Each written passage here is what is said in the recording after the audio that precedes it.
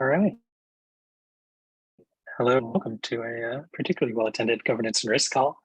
This is our 203rd here at MakerDAO. My name is Peyton. I go by Bros11 online, and I am one of the governance facilitators here.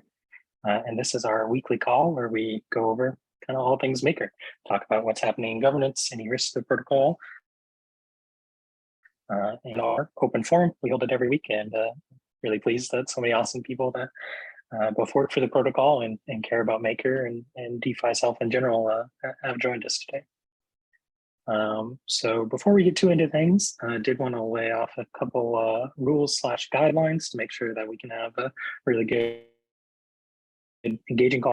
So if you wouldn't mind helping me out by following those along, that would be really great. The most important one is no talking over each other, right? This meeting is being recorded. That's terrible for the recording. It's terrible for everyone here. So if you do notice that you're speaking at the same time as someone else, suggest giving it a moment. I'll be more than happy to call on you after they finish their point. Likewise, if you can, cameras on. It's really great to see who we're engaging with, and generally helps liven up the discussion a bit. So really do appreciate that, but don't feel compelled. We welcome you either way. Okay. 2 more to go. When you speak, if you could please introduce me, trying to call on you to recognize who we're calling on, but both for newcomers, people in the recording, anyone half paying attention, it's really nice to know who's making the points. So if you help me, I'll help you, and between us, we should introduce everyone. All right, finally, and last but not least, if you have questions in the meeting, there's a couple of different ways you can do that. We obviously have the chat here in Zoom. If you drop your question or comment there, I'll do my best to work it in at an appropriate time. If you would like to hop on the mic, that's really encouraged. That's the best way to make sure that people who aren't here are able to hear your viewpoint and understand what you said. And the best way is utilizing the raised hand function in Zoom. So that's under reactions on the bottom. But yeah. Hopefully that's not too many rules, just a few things for courtesy, and we'll go ahead and get started. Bit of an agenda as usual. We'll start with the governance roundup, talk about what is happening with Maker improvement proposals and what has been going on in the forum. Today we do have an initiative update. Quite excited to be hearing more about the project-based budgeting proposal or proposal idea presented by Juan and SES. So please do, Fred, someone can drop them in the chat if you want to get a head start, and we can get some questions answered on that one. And then finally, we have our discussion segment. We will be talking about kind of real world finance here in Maker, the proposed split of the core units, and what kind of the days of a decentralized workforce are. Okay. Saying that I might have some robot voice, I apologize if that's the case. Has it improved? No? You sound fine to me. Okay. Well, I'm going to keep on going then. Really sorry if I'm not coming through clearly. We'll see if we can fix in the recording if that is an issue. Cool. All right. If you take us to the next slide, Thomas, sorry for the delay there. Cool. So we have votes. I'll start with the polls on the next slide here. Pretty quiet week in terms of things ending. We didn't have anything that ended since we last spoke, but we do still have one ongoing green light. That's the Pando green light. So before Monday, if you'd like to express your opinion. And we do have 6 ongoing ratification polls, but those will be covered in more detail in our next segment. If we could go to the next slide. Anyone following along in the forums or the new spells chat would know that the executive proposal this week has been a bit of a pain, for lack of a better word. So we are anticipating to get that posted tomorrow morning. It will have everything we said it would have last week, except for the drawdown for HV Bank will be replaced with updating the legal contracts so we can facilitate a return of the 25 million DAI from our trading partner Genesis. So, next week, due to all the extra work here, we are not having a planned executive. So we'll be a bit of a delay in governance votes after that. Excellent. I will pass it over to Pablo. See if I can fix my internet. Thanks. Cool. Hello, everyone. Thank you, Peyton. Oh. Pablo here with a MIPS update.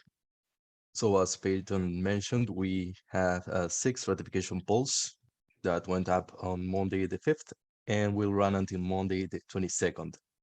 Let's take a look at what they are and how they are doing.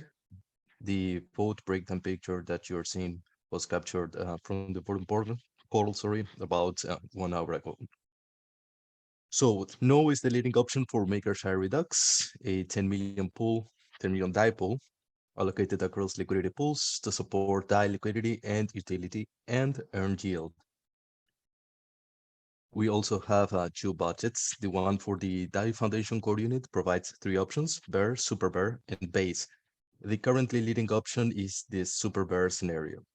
And the budget for the Oracle's core unit proposes 2 options: either the reiteration of their previous budget or a new budget reduced by 10% that includes an exception from further reductions for 1 year.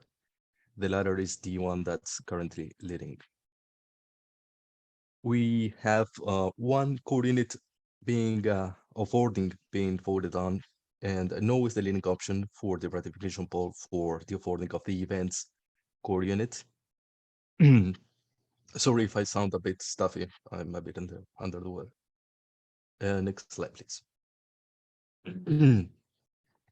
And we have 2 amendments: the core unit offboarding process amendment and the MIP 50 direct deposit module, both with yes as the leading option. Thank you, Artem. Let's move on to proposals in RFC. So all of these proposals are eligible to enter the upcoming September governance cycle. In the interest of saving some time, I'll omit some proposals that have been in RFC for a long time now.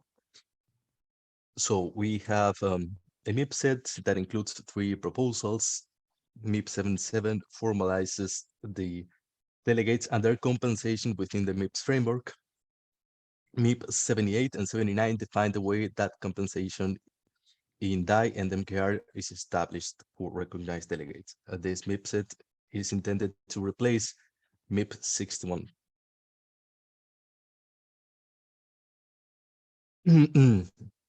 This was one that I was supposed to be omitted, so let's skip that slide, please. So as we all know, part of the team from the Real World Finance core unit, RWF001, is splitting and proposing the creation of a second Real World Finance core unit. This would also split the budget originally ratified for RWF001. This is going to be discussed later on this call. We have 2 special purpose funds that have been posted yesterday. One to fund legal work on greenlit collateral from backed finance, and one for funding further work from the Ambassador program. Also, we have 2 MKR budgets, one for GovAlpha and one for the Darknet Engineering core units. And 3 core unit offboardings are being proposed for 𝘰𝘰𝘮𝘳 security, for strategic happiness, and most recently for strategic finance too.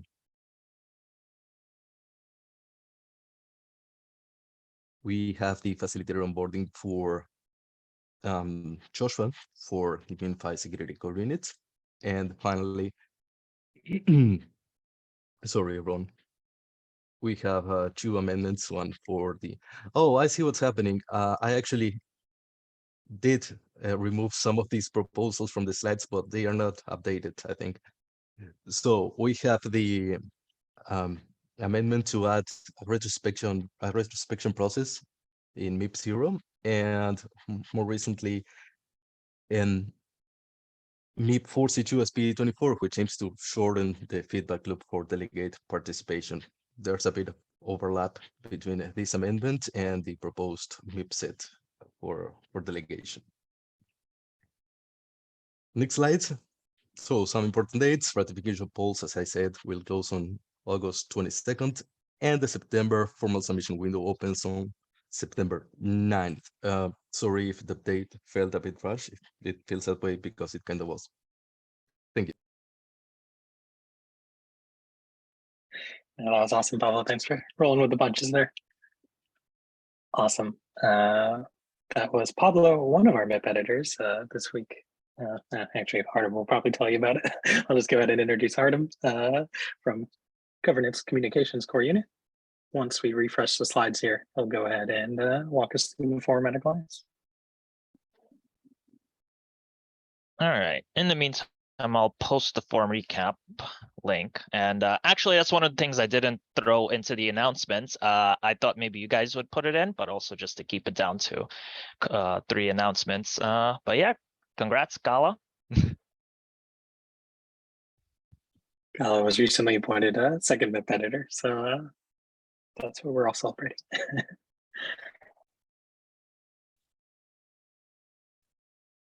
Cool. Appreciate everyone's patience while we refresh the slides here. Wouldn't be a maker call without a little bit of technical difficulties.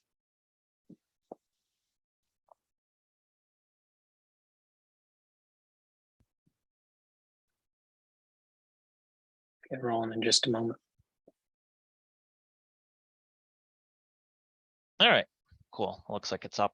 All right, so happy Thursday call day to everyone. Welcome to the GNR forum recap, going over the week of August 4th to the 10th, and we're going to get started with our news and announcements. And first up, we have by Protocol Engineering updating us on zk-Sync 2.0, the second general purpose zk-Sync rollup after Starknet, and it's targeted to be launched in T-100 days.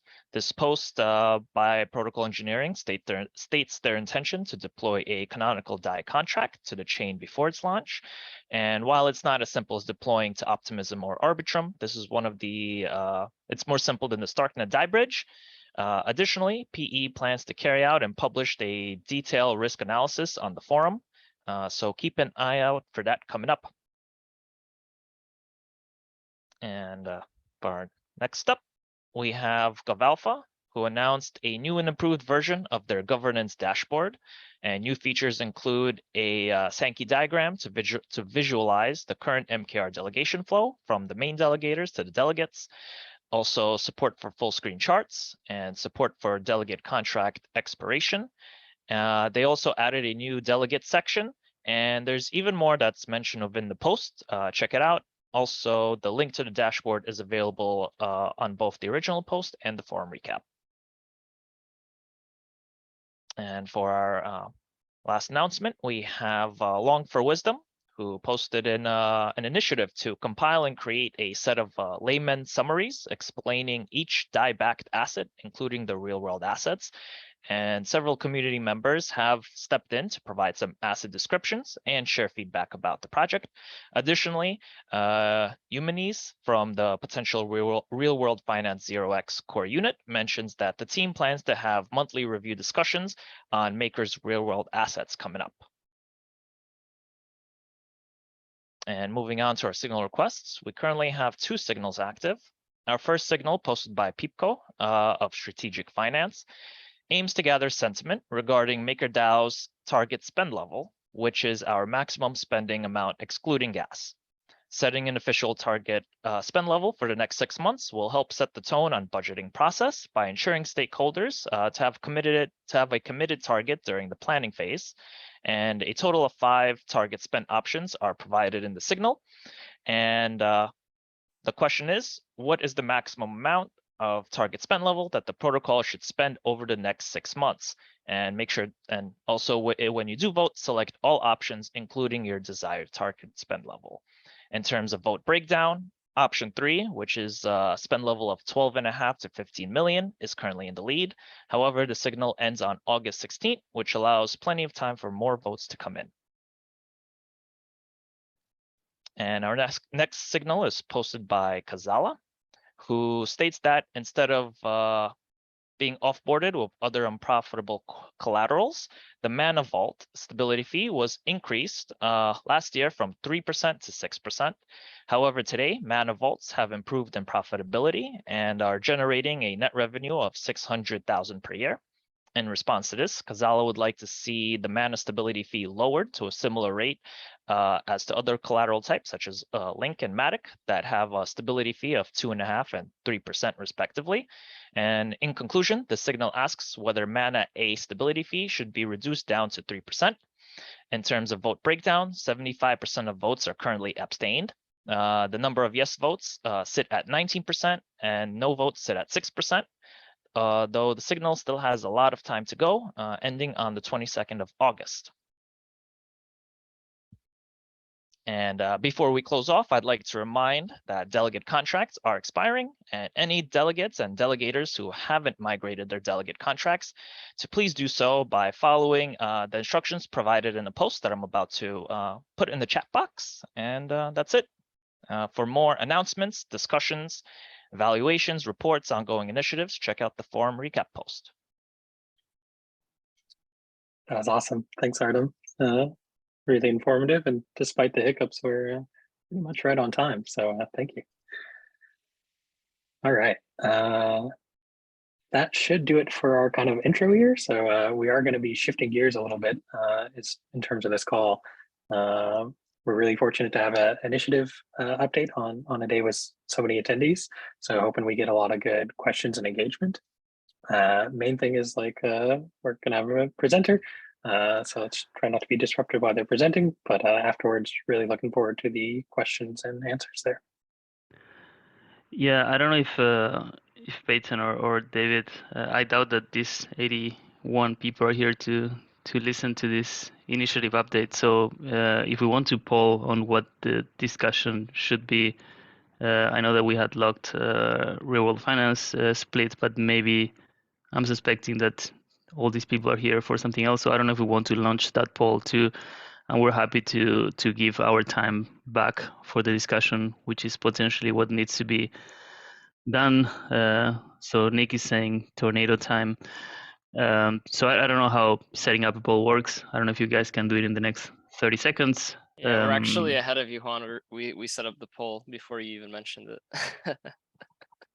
Is it on to vote? No, not yet. Peyton, I believe, has to trigger it. So I'm happy to donate this time to the discussion and come back next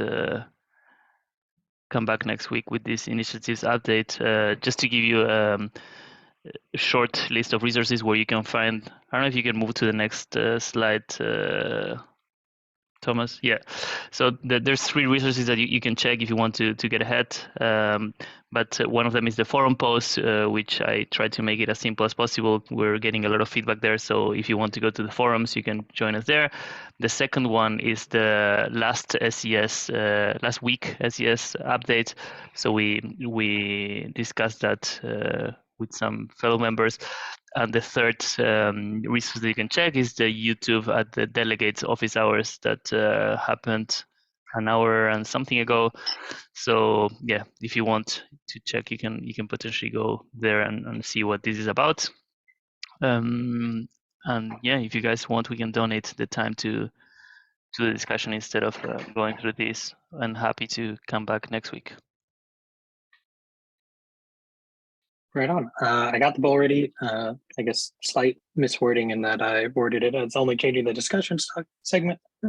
But since Juan just announced that he's willing to give his time as well, I think we can all understand that when we vote.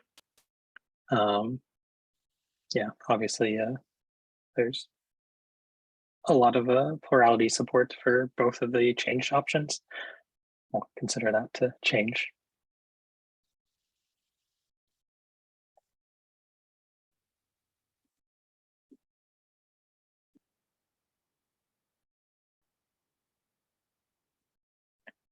All right.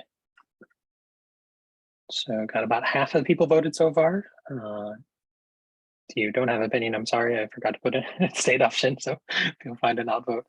But we'll give this about 45 more seconds here for you to make up your mind.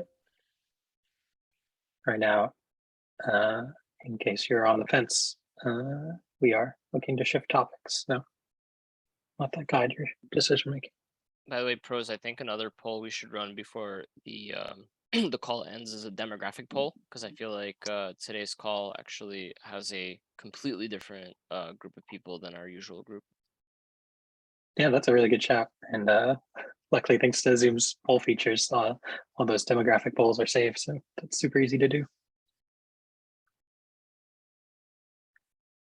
All right, we got 70% of voting. We gave everyone plenty of time. Ending the poll and sharing the results. Not as wide of a margin as I suspected, but yeah, unsurprisingly, people want to talk about sanctions and scary government things. The only downside to this pivot is I don't necessarily have a great person to kick this off, so I'll do my best. And if someone's more knowledgeable or would like to correct me, please do so. But basically, or you want to go for one? No, I was going to. Well, first, Thomas, you probably should either stop sharing or skip all these slides. But actually, I don't know if Søren from SES is here, but he actually prepared some kind of a document, and he has a lot of experience with the regulatory scenery. So maybe he can give like a very quick introduction on the topic, and we can take it from there. I guess he's not. All right, so nothing more to say from me. Worth a shot for sure. Thanks, Juan. Yeah, so I'll kick off just by saying, well, a lot of people took note of the regulatory action by the US government against some Tornado Cash USDC pools. I believe that was Monday. Yeah, that was Monday. Feels like a month ago, but definitely still this week. So obviously, anytime DeFi and sanctions get discussed, like it's a pretty hot topic. But I think what's particularly unique about this one, and someone can correct me if I'm wrong, but this is one of the first times that like pool of USDC USDC was frozen, as opposed to like an EOA or a contract of like a specific objectionable entity. We'll put it that way.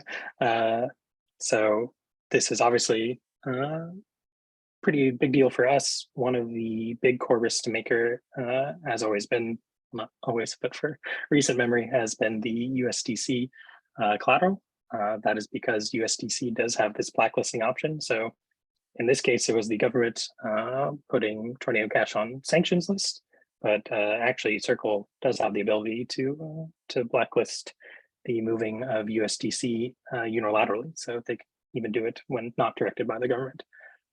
So obviously a big risk concern is the Maker PSM, the USDC pool, which is the largest holder, I believe, still of USDC by contract. So obvious concern is either the government or Circle decides that, hey, you know, MakerDAO is looking awful regulatory risky. We should shut down the use of our funds in their protocol, which would pretty immediately under collateralized DAI.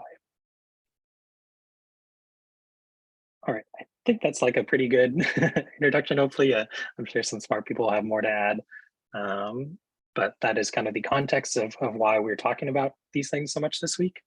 And I think there's a lot of interesting topics, both in terms of like ways Maker could react to a possible blacklist, ways Maker could kind of reduce the effect that it would have.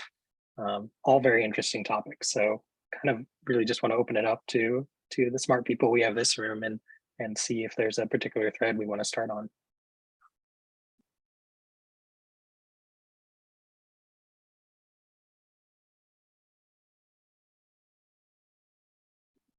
All right, we got a really good question from Kianga. I'm not sure I'm the best one to answer it, but I can certainly ask it. The question is, what's the risk to MakerDAO and participants here for not being able to blacklist DAI if it is traced to sanctioned wallets or illicit activity? So a couple of foundational things there. Most importantly, note that DAI is different than USDC. It does not have this blacklisting option, so physically cannot turn off access to a contract. Yeah, cool. I see Jacob with your hand raised. If it's on this subject, take it away, man. Sure, thanks. Just a disclaimer that this is general advice and not legal advice, but I think that one of the risks that DAI faces is that if it transacts with an address that's on the sanctioned list, then to the extent it were deemed to have a legal entity or a regulator could go after it, they could go after it for civil monetary damages strictly for just transacting with that.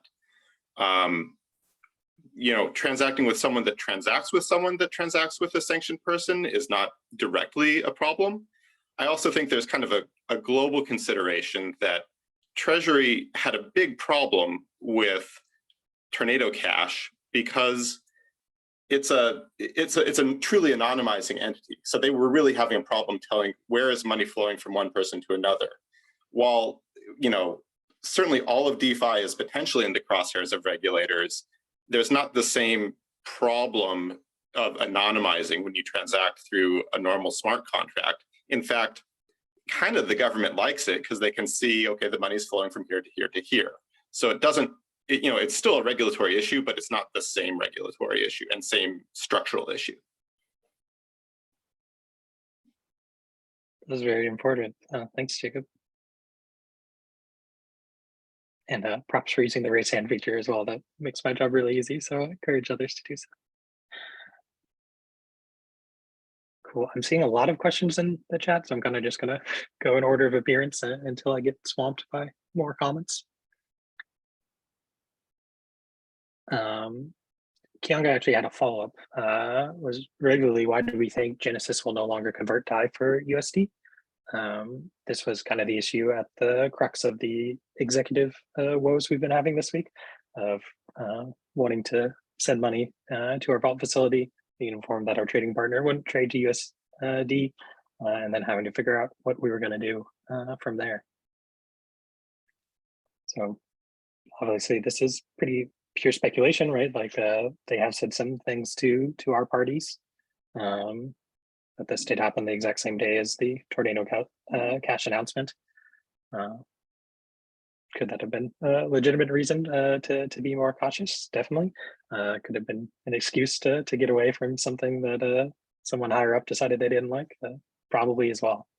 I don't know if maybe anyone from CES, Real World Finance, Greg, anyone who's actually talked to Genesis might be able to provide much more than the hearsay I have. But that's kind of my framing of the situation. I'm happy to hop in if Craig doesn't want to. But Pros, do you mind just summarizing the question? I was typing. Yeah, no worries. Basically, Qianga's follow-up was really, why do we think Genesis will no longer convert DAI to USD? Right, like this is something they did for the first transaction, but not the second. Take it away. Sure. So, I think the inconsistency between transaction 1 and transaction 2, especially given that we passed KYC at Genesis, our entity in the real world, as well as KYC at Ankara, speaks to, potentially a serious situation on their end if they are willing to kind of publicly be inconsistent in that way. I think it's all hearsay for now until we hear from them specifically. We won't know. All we know is their chief of compliance has stepped in and he's unwilling to budge. So I think at this stage, we just need to adapt and adjust. There are a variety of other parties we can use for transactions of this nature. Some of those KYC processes have already started. But frankly, until we know exactly what's going on, I don't want to add fire to the conversation. If people want to follow up directly with the people in the weeds, I would recommend either reaching out to Christian, CP, or Greg.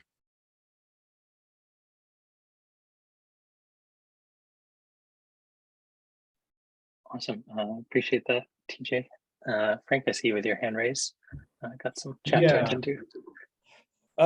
So as an American, I was thinking about how Americans would take their First Amendment rights being violated as also a New Yorker, right? Because I'm a New Yorker, right? So we kind of like to speak and kick real shit when we're being discriminated. So I was thinking about it, like, why don't we just start boycotting this USDC? Like, why do we need to have ETH USDC pools? Why do we need to, swap DAI for USDC? Like, I'm guilty of it as anybody else is. Like, I probably recently swapped DAI to USDC, hoping that I could lower the PSM, right? But now that I think about it, unless Circle mans up and comes out publicly and says that they're going to protect our privacy, our internet, rights, I don't see why we should use Circle USDC, man. We should literally, as a DeFi community, protest against USDC. I just don't see why there's any need to use it, right? Like, so what? You incur some slippage because you go DAI to ETH or what have you. I think that's a good way for us just to start. Like, let's just boycott Circle USDC unless they somehow revoke what they've pretty much have put into their smart contracts, which is sanctioning and invading our privacy, in my opinion. And this is just my opinion, by the way. If I could maybe follow up, Frank, like how practically, like where would we start with a boycott, I guess? I mean, if you have an LP farm on Uniswap,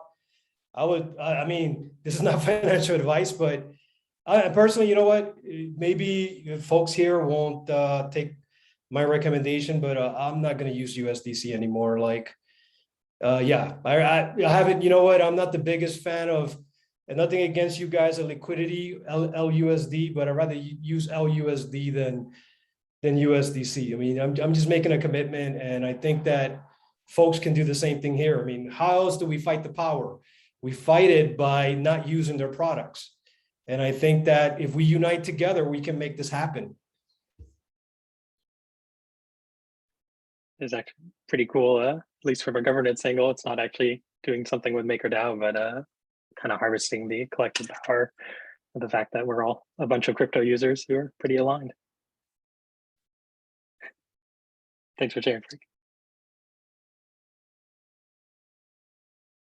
Seeing a lot of chat here. I know, like, Brian, I don't know if it's fair to ask you to come on the mic. I actually do see a hand raised first, but maybe Brian, you'll consider, because I know you've been pretty outspoken about the USDC case for a while and have a lot of good points in chat. But in the meantime, I do see a raised hand. Yes. And forgive me, this is one of our recognized delegates. How would you like to be called? Hi, I'm Mika. So Mika, thank you. Take it away. yeah, I mean, there's a couple of different things. I think like the headlines we made today were a bit too dramatic to the situation that we're facing right now, which is, I don't really understand what has changed as such here. Like, everyone knows that USDC can be blacklisted, and everyone knows that Tornado, like if there was ever a thing that would be sanctioned here, it would be Tornado, right? So we know that that risk has existed, and just because it realized doesn't mean that we should like pivot the system as much as possible. And then I think like the goal of a lot of community members and Maker has been all the time to diversify the collateral base as much as possible and to get rid of this problem. Like, we know it's a problem, we want to get rid of it, we know why the problem exists, so we just like stay on course.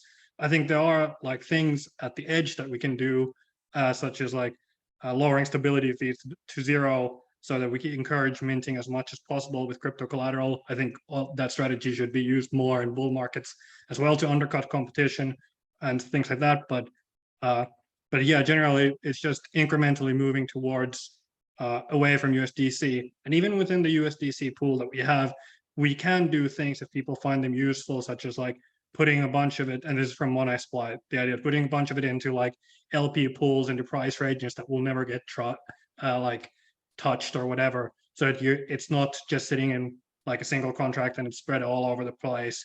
And that way we sort of socialize the hits where, okay, if you want to take out that Uniswap, you would have to take out at least the Uniswap USDC pool for everyone else, or USDC ETH pool for everyone else, things like that. So I think there's no need to like change anything. There's just bring to table all the good ideas here that everyone already knows where sort of they are, and begin to scale the collateral base on the other parts as much as possible. And that's it. Yeah, thanks. Those are my thoughts. That was really great, and really appreciate you sharing that. All right, so chat is going pretty crazy, so it's pretty hard for me to read off some of these questions. So if you are near mic and willing to come on, I would really encourage you to do so, because there are some really good points here, and it's hard for me to highlight them all.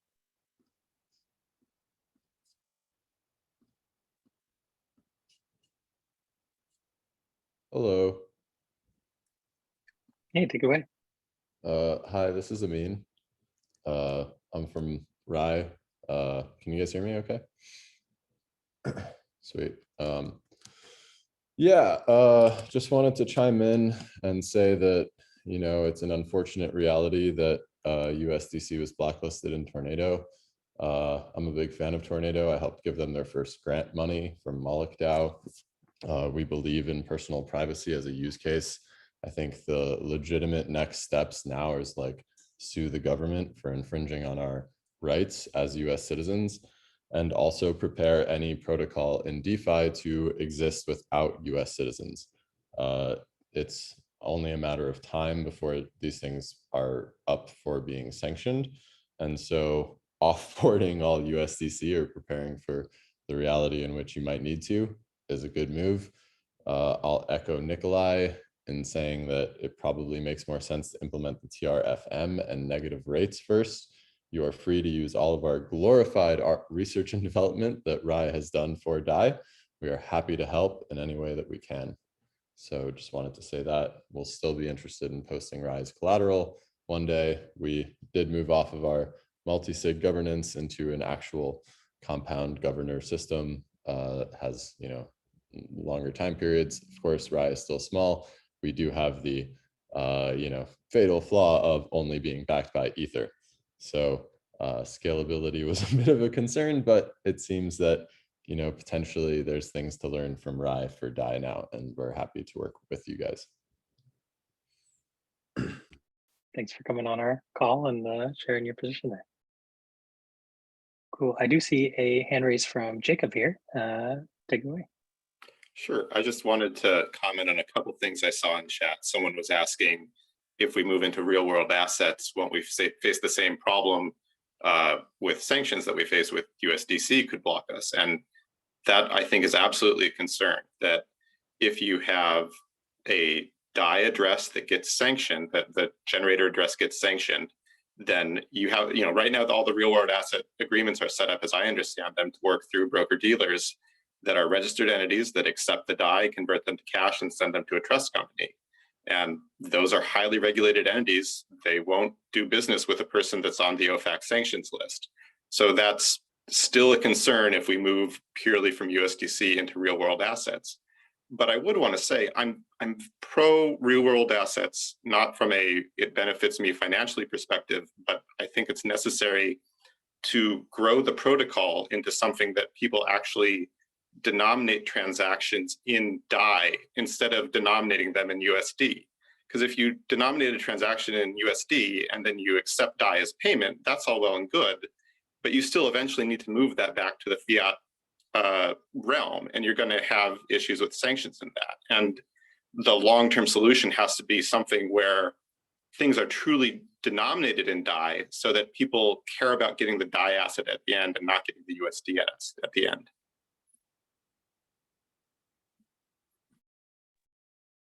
Appreciate it, Jacob. Looks like TJ has some to add. Take it away.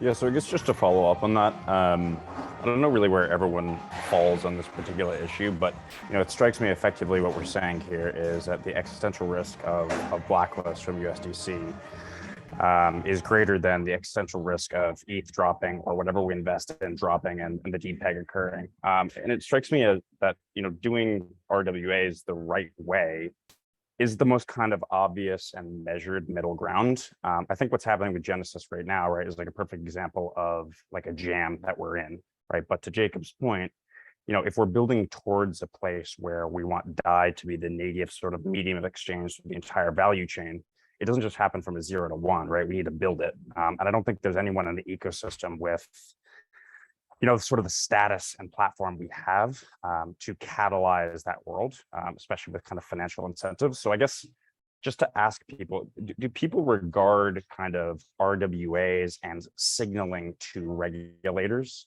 that we want to integrate with the real world and we're not just kind of in our private financial world as a strength? Or am I over evaluating that signaling and really what we're seeing with Genesis right now and these single points of failure, even if, you know, across 20 or 25 originators, a sort of decentralized exposure. if that's kind of a net negative, I'm open to both.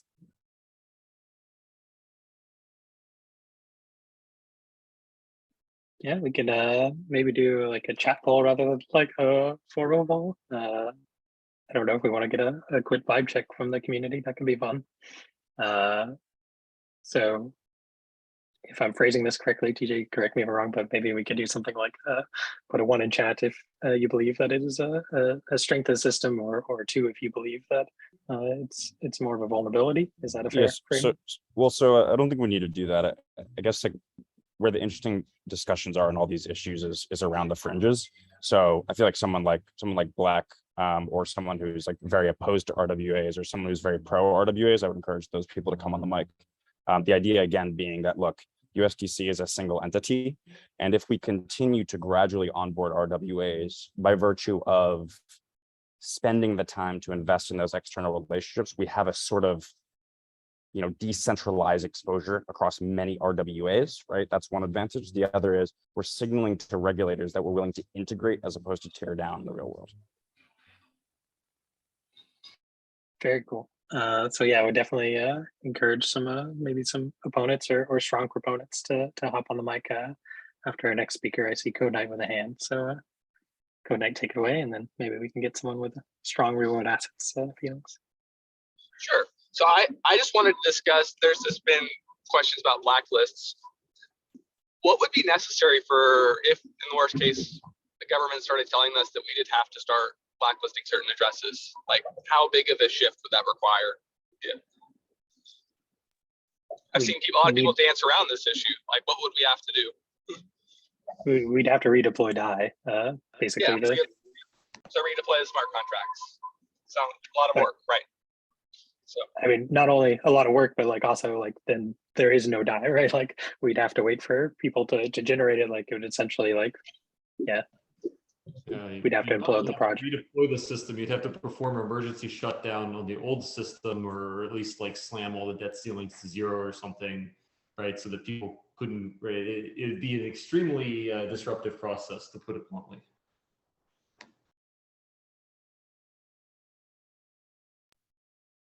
I know. I think like I probably heard it most from Nick over the years about this difference between like can act and chooses not to, and cannot act, right? To this idea that like, you know, the fact that we physically cannot do anything to stop the 𝘳 from being moved is certainly a good thing for decentralization.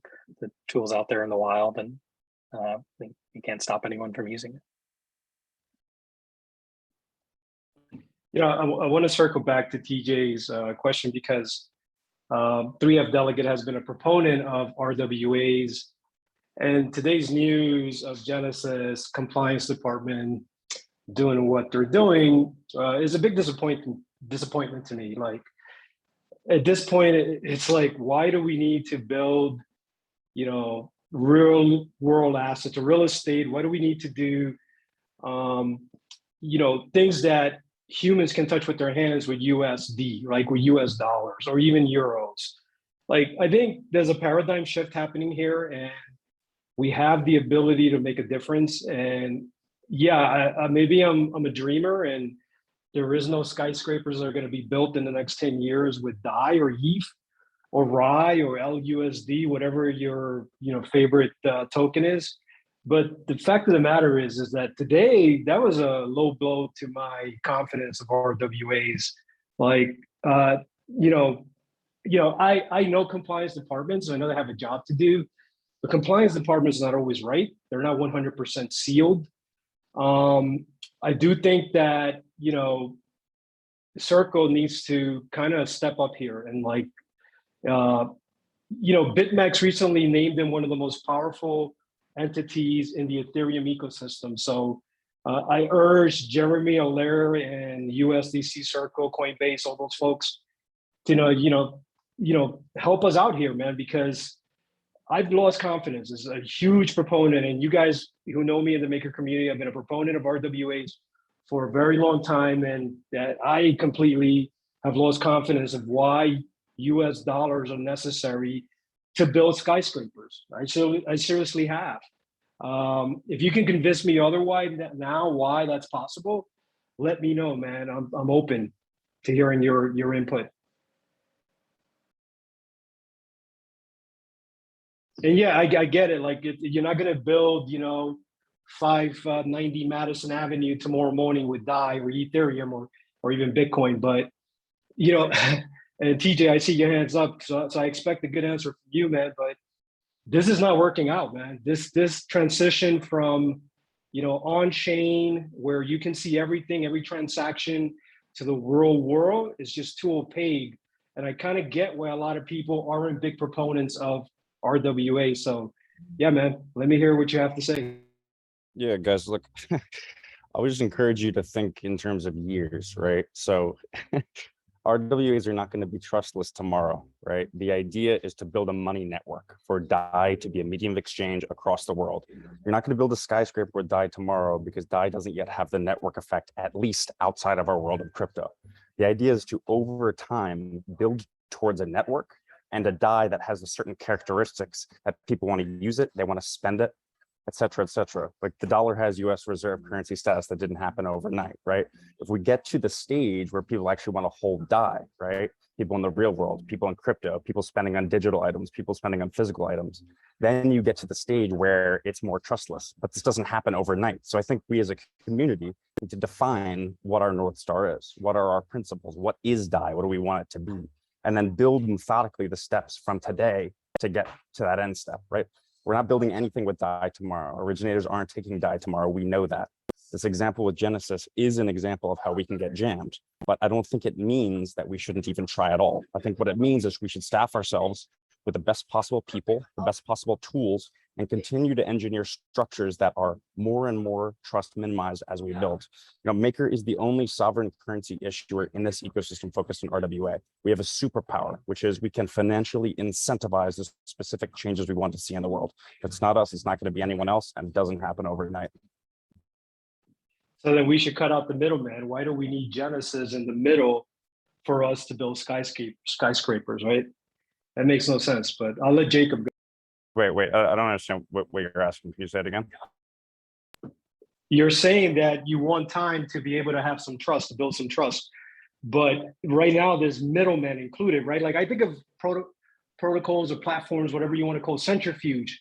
Centrifuge from day one was built to cut the middlemen out. And so far, MakerDAO, we've kind of allowed the middlemen to still be in between DAI and the real world. So what I'm saying to you is we need to cut that off eventually. And I look forward to platforms like Maple, like Centrifuge, to eventually cut those folks out and eventually allow things to be built with DAI, Ethereum, etc.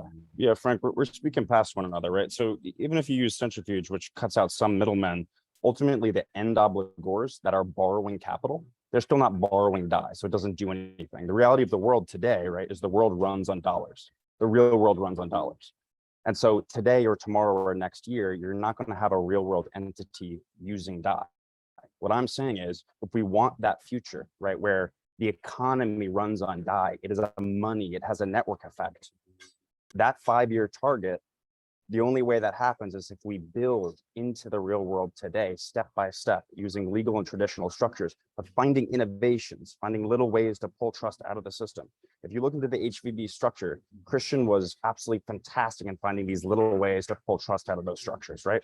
Take the performance data, put it on chain, have an external party that's making sure the assets and the collateral is eligible, having a mechanism whereby Maker tokens can inform the trust sponsor as to certain actions to be done with the collateral. I'm saying it doesn't happen overnight, right? And so we have to make the decision, do we want to build towards a world where DAI is used inside and outside crypto, or do we want to build towards a world where DAI is only natively used within crypto? Understood. No further comments from 3F delegate.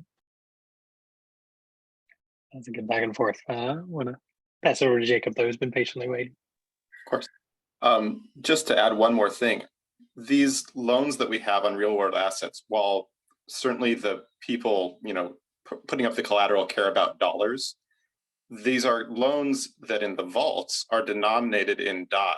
So at the point where the real world assets exceeds the USD PSM, they ultimately have to go to the market and find someone that's willing to provide them with DAI. And that's the way that while, yes, ultimately everyone cares about USD, this is one of those steps that is slowly building up that ecosystem where DAI can exist independently of stablecoin issuers, of fiat stablecoin, TradFi fiat stablecoin issuers. Also might have CDBCs to deal with, right? So also seeing Assad Khan raising his hand. Take it away. Yeah, no, I think the conversation between Frank and TJ was actually really good, and it's kind of getting at the heart of the issue. But like, just to reiterate, like Frank, it does take time to build towards it, and we can build towards it. Like, you know, Mark just said it in the chat, and that's kind of why I'm coming up with you saying the same thing.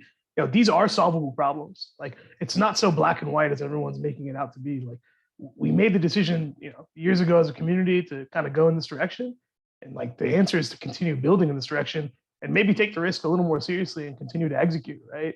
And this isn't to you, Frank, this is to like a general conversation to the group here, but I think execution is really the reason that we aren't at a place where these risks have been mitigated and lowered, right? There are ways to do it, but you know, for a variety of reasons, it's hard to get things done sometimes, as is the DAO, as is the love of maker. And I think like working towards the goal is still effective.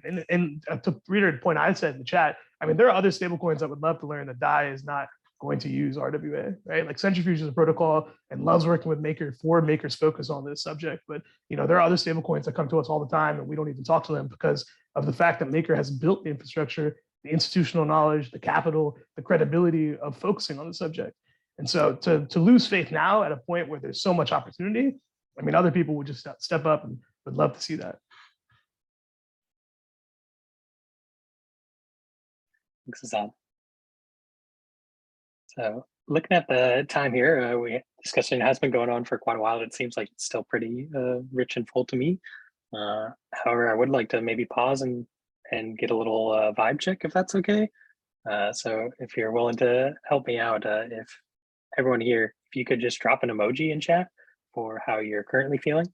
If you don't have access to emojis, maybe a single adjective or word about the sanction situation.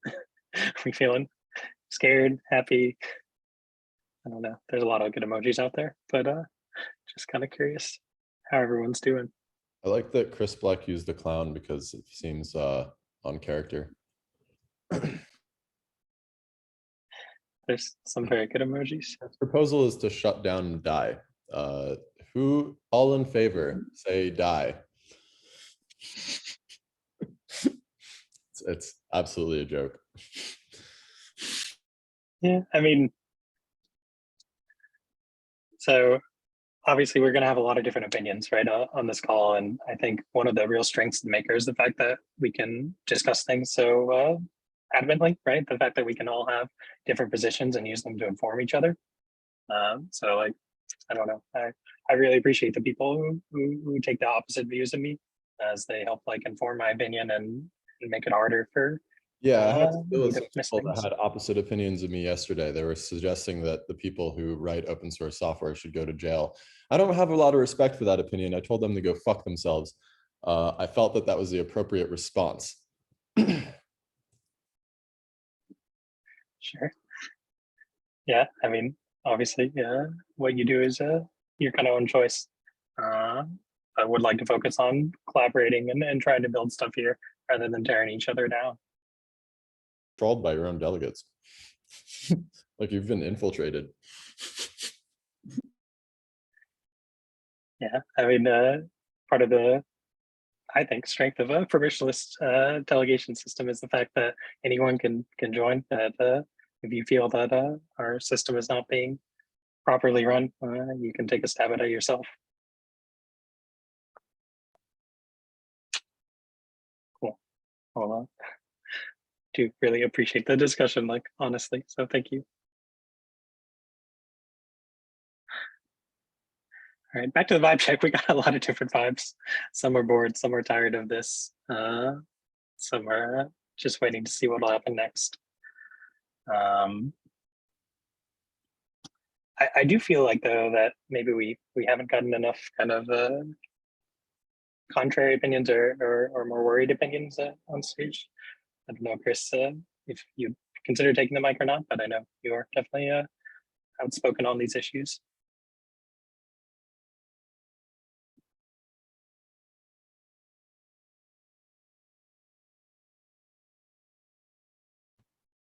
Was that for me? If you want to, yeah. Like I said, I was busy trying to figure out who Amin is. As far as the idea to wind DAI down and potentially try to wind down the project, what I said was, if we cannot figure out a way to eliminate the existential threats, then we should consider winding it down, because the existential threats will kill DAI. Then we know that. We've seen it over and over. I've been saying it for years. A lot of people have been saying it for years. So it's not illogical to think that the DAO should consider trying to save people and their money if we don't see a clear path to success. So what I've been trying to say throughout the call is, look, I don't have a clear plan for how to do this. I'm not that guy, but I am somebody who can see the writing on the wall. And I can see that there's an existential threat. The gun is in the hands of third parties that we are not, right? And they have it pointed at us, at the DAO. If we don't think we can take the bullets out of those guns, we've got a major problem. What we would need to do, if we do agree there is an existential problem, is work together on a plan. But I'm not going to sit here and try to pitch a plan to a bunch of people who simply don't think that there's a problem. So first, we need to agree that there's a problem, and then we work together on a plan. That's what I've been saying the entire time. If we agree there is no plan that can solve this problem, then the DAO should consider winding down DAI. I think Rune made it pretty obvious that he thinks there's a problem in the Discord today. That's why everybody's talking about this right now. I don't really think anyone's doubting that. You not having a plan is like, great, okay, well, everyone else knows there's a problem. You've identified that you don't have a plan. I don't know what you think you're contributing anymore. That's not what I said, sir. Sir, perhaps you have a problem. You think I'm Jewish or something. Let me just explain a couple things. You can't solve the problem until everybody agrees that there's a problem.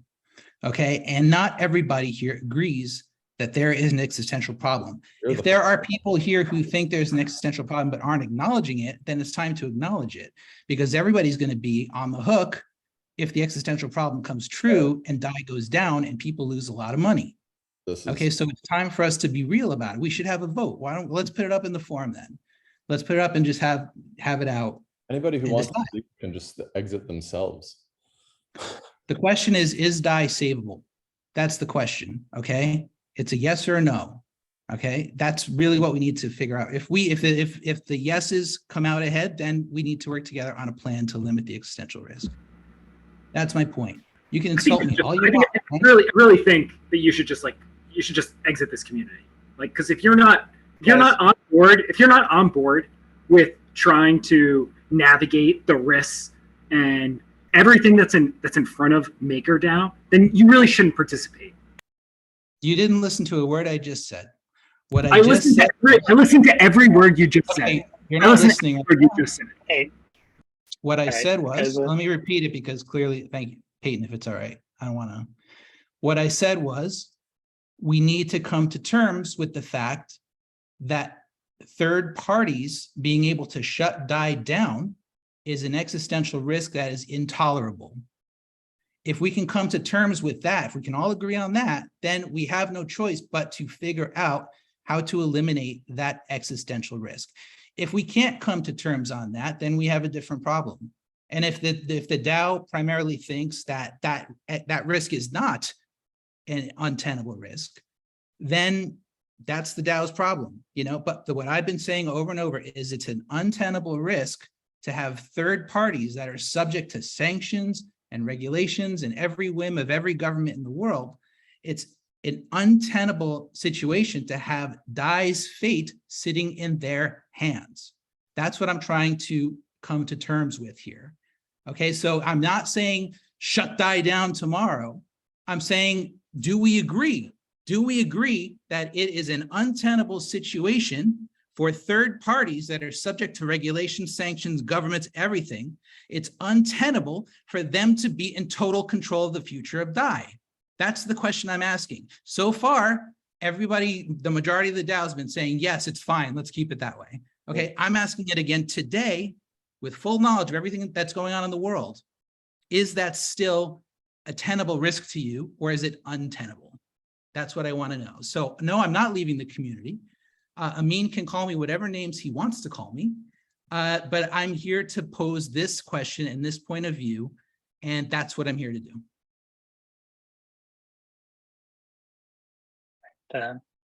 Thanks. Again, let's try not to talk over each other. I appreciate that we were able to kind of resolve that point, Chris. And thank you for still coming on the mic. I know obviously it's a bit more hostile on this call than normal. So like one thing for me that I kind of took from your point there, Chris, was that I see a lot of similarities in terms of how a lot of maker people were talking about Luna, right? And well, I would certainly like to think that we are not Luna, we are not creating this like giant existential bubble.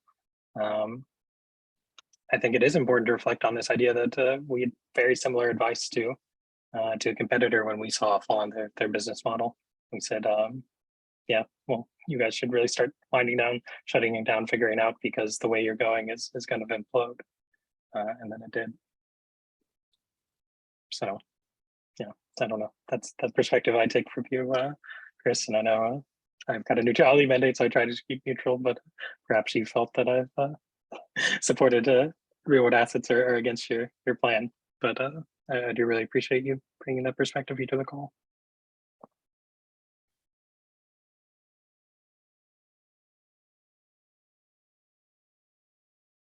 All right. Has it been I am seeing some has it been considered to slowly offboard USDC by just cranking the stability fee over time and like squeezing all the USDC like depositors? It's a PSM. It's not like it's owned by the protocol. Oh. Yeah, so it's in the vault that's swapped 1-for-1, right? So any of the USDC is no longer under stability fees. You could reduce the amount that they get back. Like you could say you get 0.999, 98, 97, you know? Yeah, that would be the fees attached to it. So the PSM has fees. So you can sort of charge for bringing USDC into the system or charge for it going out. I think that's roughly what you're talking about. Yeah, I mean, I'm just trying to figure out some sideways way of imposing some sort of negative rate or some fee on the USDC depositors to squeeze them out over time. Yeah, again, it's like it's protocol owned though, so we would just be imposing that on ourselves. I guess you would have to impose negative rates of some sort, and like especially with the non-stablecoin supply being at like what is it, like 90%? Like that would just be like absolutely brutal negative rates for DAI holders, and by design it would drive the market cap down to like, you know, probably under $1 billion even. What I mean, you can't like with I guess what I was suggesting is like an exit tax on the USDC withdrawn from that, but you're saying it's protocol owned. I guess I'm missing that part. Like when did the protocol buy USDC? Like the protocol can then sell it? Yeah, so we added the PSM, was that December 2020. And it's mostly filled with arbitrage, right? So like you just, you know, put some USDC in, mint some DAI, and then, you know, repay the USDC. So yeah, in that sense, it's almost in most of it. We do still have some residual vaults from USDCA, but the vast majority of it is protocol owned at this stage. Okay. I'll go think up more on that. And, oddly enough, earlier in the chat, I do believe one of the strategic finance guys was recommending Chris maybe try to pursue that as an initial starting point for a proposal. Because basically you could make the, what would it be, the 10, right? It would be the 10 negative. So then you wouldn't get back a full DAI for every USDC you deposited.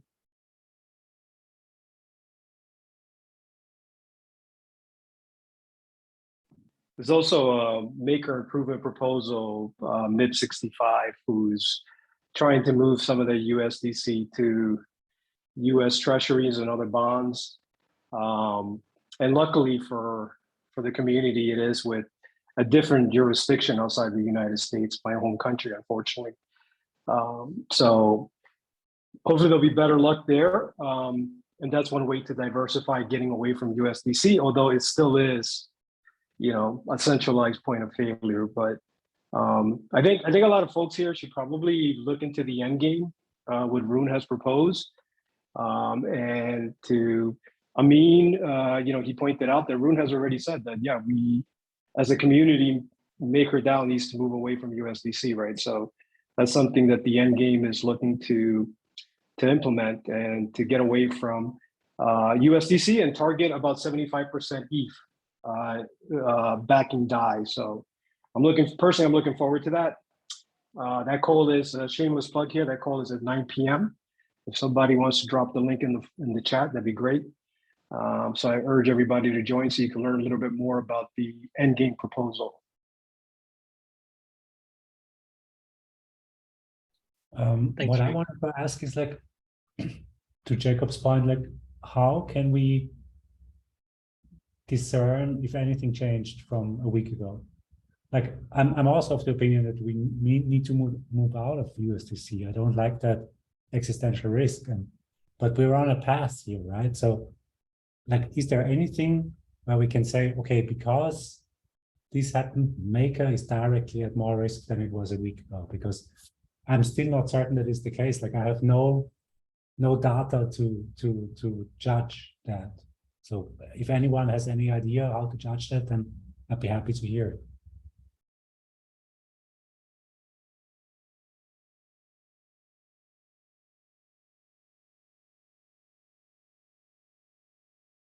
I think we are not going to find a solution about this on this call because it is a very complex subject. Like, we have been thinking about how to get rid of the USDC that we have since it was onboarded. Well, here we are. So it will be good to have like some sort of cross-coordinate plus community plus like external people who wants to help us to think how to handle this. And it will be also great if we can like think about all the different perspectives that this may affect the protocol and analyze all the solutions that we are proposing, like from a legal point of view, from like the impact that it may have on the real world assets that we have onboarded for the DAI users, for the bulk users. But I think like it's an interesting conversation, but I think this is not the right moment to talk about that because we need more time and we need like more experts on different areas to help us to like understand what's happening. So maybe we can like plan to have like these cross-coordinated, class community plus other people calls and invite everyone there. And we could talk about real world finance team, the real world finance team now. Yeah, we are getting some push for that. We do have about 15 minutes left in the schedule. So let's maybe take about 10 minutes here and then start winding down. Maybe if some of the people who are advocating like Code Night perhaps, that we have this topic, if you'd be willing to kick us off with the discussion, that would be really awesome. Oh, sure. I mean, we just need to figure out like, what are we going to tell our partners to who to work with? That's the first thing. I'm of the opinion that Will needs to be replaced. I don't see a way around that. So find a suitable replacement. I believe Christian and his team could stay on provisionally. They have been doing the work, and if we can find like a decent manager who's got good people skills to kind of watch over this, and then let that person decide what to do long term. But like, we need to have something we can go to our partners with and say, hey, this is who you work with, and not like, oh, work with Christian who's technically not employed by us, but he's kind of still doing stuff. Thanks, Good Night. So yeah, for anyone who's not familiar with the context, basically we had a core unit kind of propose a split of itself. We then learned that the members who proposed the split were let go of the core unit. There were some posts, all sorts of fun things on that. But basically now we're in the situation where we need to decide, okay, well, the team who was working on this has split. Will's health hasn't been great, so that's another obligation. But I do see a hand raised from TJ, who is oddly enough the proposal for real world finance 0x. So take it away. Hey guys, I'm not going to clog the sound waves here. I think this is for the community to sort out. You know, we've said our part, but I just want to be super clear about the chronology, at least from our perspective. So we approached Will and asked if he would kindly move on. He was not thrilled with that, obviously. Next morning, we woke up to a suggestion that we spin off a core unit. We put together 3 MIPs that contemplated the spinning off of that core unit. We asked him to co-publish them on the forum to show consensus with the community. He refused to respond for 4 days. We woke up on Tuesday morning with the entire team terminated. That's the chronology of events, just to be super clear.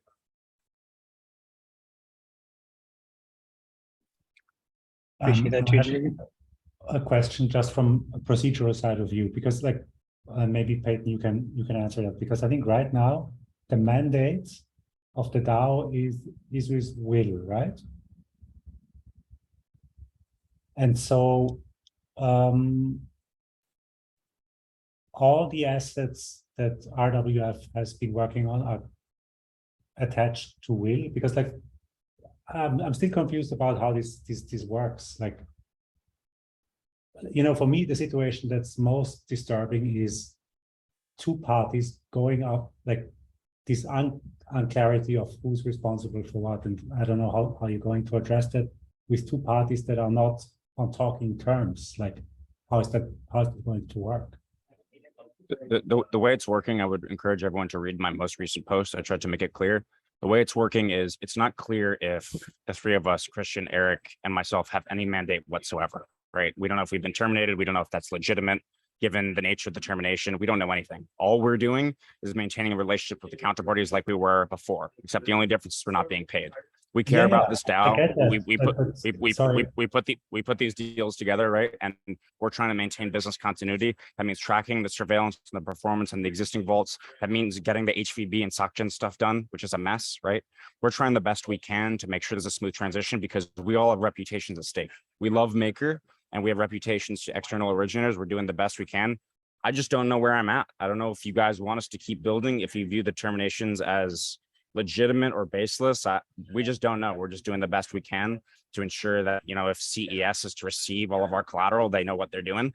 But, you know, as my post lays out, it was the 3 of us. We have the relationships with external originators. We maintain these deals. We originated them. We onboarded them.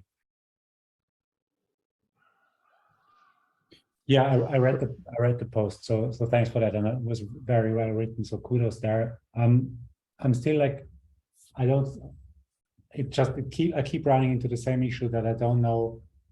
I don't have enough clarity, because you're saying that, Will is saying that we can't go to the partners to ask them. So I'm not sure how this resolution can work. You know, this is my issue. I'm not for or against anyone, but like sure. I want to find a way to resolve that. Do you mind? I think it's maybe just a lack of understanding on my end. Do you mind reframing the question? Yeah. So for me, the thing is that we have Will with the mandate, right? You worked on these deals, you have the relationships, but Will terminates you.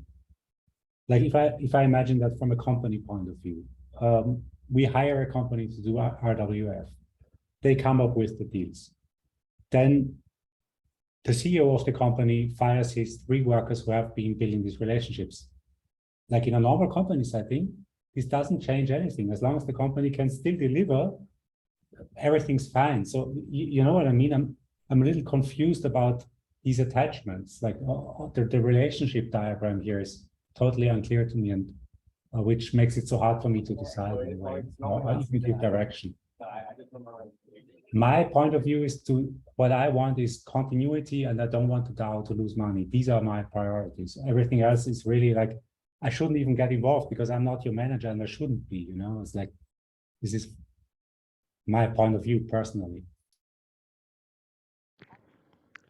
So Yeah, I think we all want continuity. That's the most important thing. What's not clear to me is who signed the agreement or the agreements with all the counterparties, right?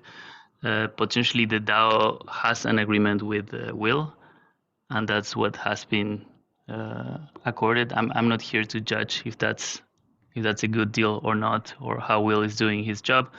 And I'm not here to judge if the termination is fair or if these guys should be kept. But right now the DAO has an agreement with Will. And of course, any contributor or almost anyone, yes, I think anyone has the ability or the possibility to come to governance and say, hey, we want to do this work. Here's our MIP set, and that's what's happening. That said, it's not up to us. So what 𝘰𝘓𝘦 was saying, it's not up to us to judge this. It's more up to the MKR holders, and they do that through the governance process. So I think that this sounds a bit like witch hunting and trying to micromanage a bit what's happening. Again, you might have an opinion, and if you're a delegate, even better. You have a great way of deciding that, but it's not up to the people in this call to decide what's happening with this core unit.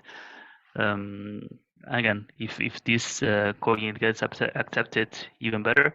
But as of now, what's not clear to me is who signed the contracts with these counterparties to make sure that the transition goes forward in a smooth way.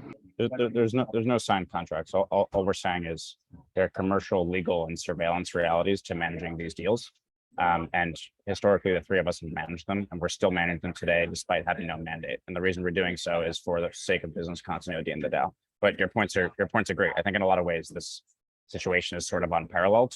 And your point is good, right? It's not up to the people on this call, but I think what's kind of missed here is like these sorts of scenarios are so contextual, but ultimately the social consensus of the people on this call will very much affect MKR votes in the end, right? I think the DAO needs to figure out what's right to do here. Thanks, everyone. Justin's been waiting pretty patiently, one of our recognized delegates, just in case you want to take it away. Oh, might have been a false hand raise. All right, it helps if I unmute the mic as well. Oh, I just want to say my first priority here is business continuity and the progress for Maker protocol. Obviously, every facilitator in the DAO has a certain mandate. He also has a certain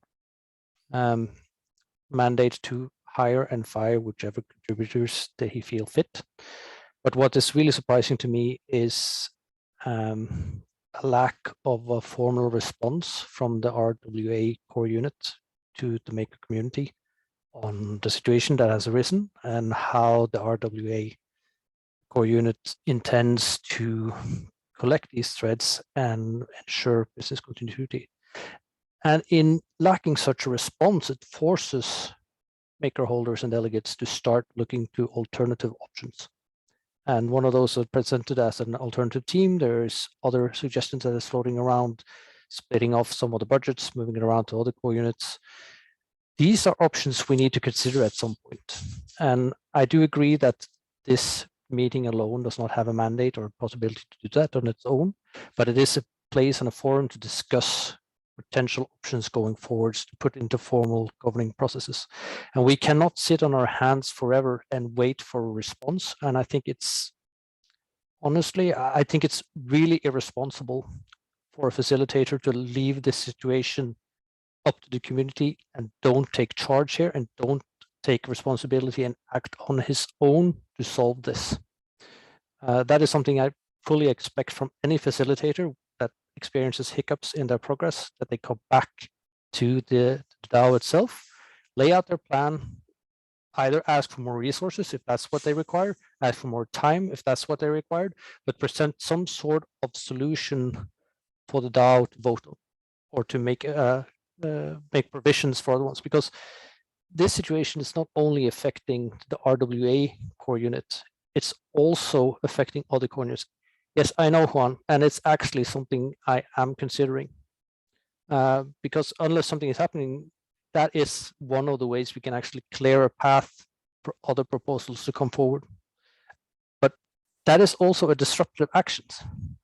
And just offboarding everyone willy-nilly does not solve anything on its own. It's just a prerequisite to implement other solutions. And it's a way I honestly don't want to go, but at some point we will have to do it. So what we really need to do is we need to lay out some options and actually stake out a course going forward. And then we need to put those into formal processes and vote on them. And we have to do that soon, because every day we're bleeding opportunity, we're bleeding reputation. We also have people walking around not knowing what's going on. So unless something is happening soon, us delegates or someone will have to take action. That's my opinion on this. Yeah, so I'll jump in right here, Peyton, excuse me. So while I'll agree with just in case that Will should have probably been more communicative to the community, to MKR token owners, delegates alike. I do think that there's definitely something that Will's, he's up to, obviously getting his mandate delivered, right? Because he has to prove to the community that he's a valuable player and that these firings were done for a reason, right? So I think offboarding Will as pretty much the core unit at this point, unless he's hired other people, is not going to do any good, right? I think just in case we agree with that, I think he mentioned that.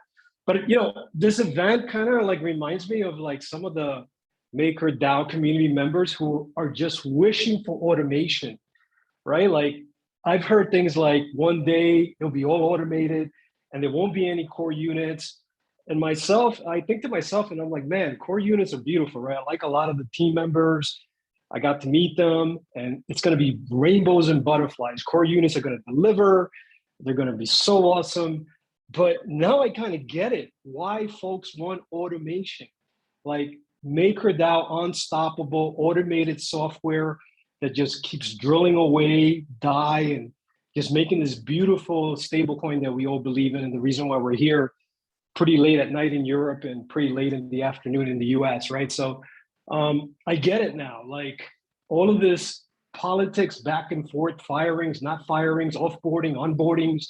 I get it why folks want to automate this whole system. And I think the answer here is very plain and simple. And I hate to say it again, but you folks need to look at MetaDAOs, man. You really need to look at this vision that one of the co-founders has brought to light here. And he stepped in and he's bringing this vision that's a little bit different than what we're used to. It's uncomfortable, but I think the ultimate goal should be that delegates, like 3F delegates, shouldn't exist anymore in the next, 36, 48, 52 months, whatever.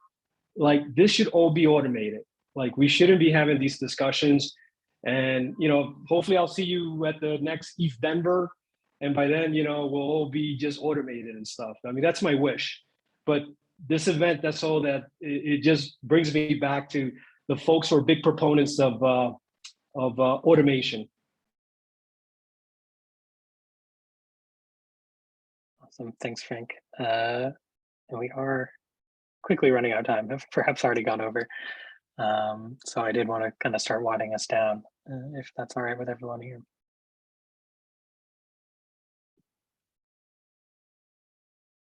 I think I'll have you click through the slide, Thomas.